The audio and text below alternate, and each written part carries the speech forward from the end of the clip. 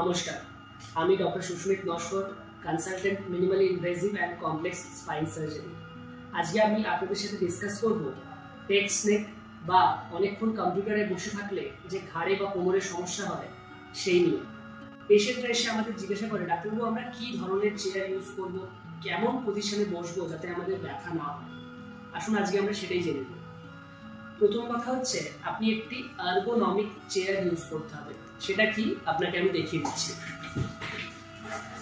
আমি এখানে একটি আর্গোনমিক চেয়ার ইউজ করছি।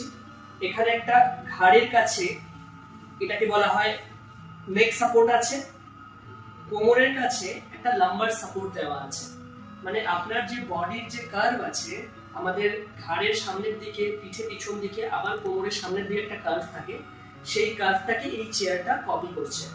তো এই চেয়ারের মধ্যে আপনাকে ঢুকে বসতে হবে, তাহলে আপনার সেই শেপগুলো সাপোর্ট পাবে।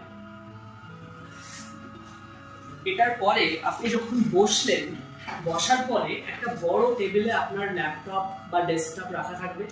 যখন কাজ করবেন আপনার এলবো যেন সাপোর্টেড হয়, মানে এরকম যেন না থাকে, আপনার এলবো যেন সাপোর্টেড থাকে।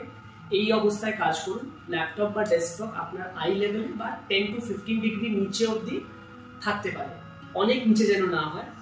এই পরিস্থিতিতে আপনি এইভাবে ঢুকে বসে কাজ করতে পারেন।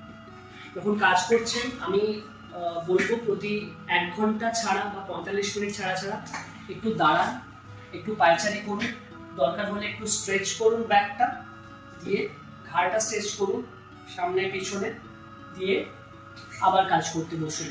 আপনি যদি এই সিম্পল স্টেপগুলো ফলো করেন, আশা করি আপনি ঘাড়ের ব্যথা এবং কোমরের ব্যথা থেকে বহুলাংশে মুক্তি পাবেন। আশা করি আজকের ভিডিওটি আপনাদের প্রাত্যহিক জীবনে হেল্পফুল হবে। Thank you.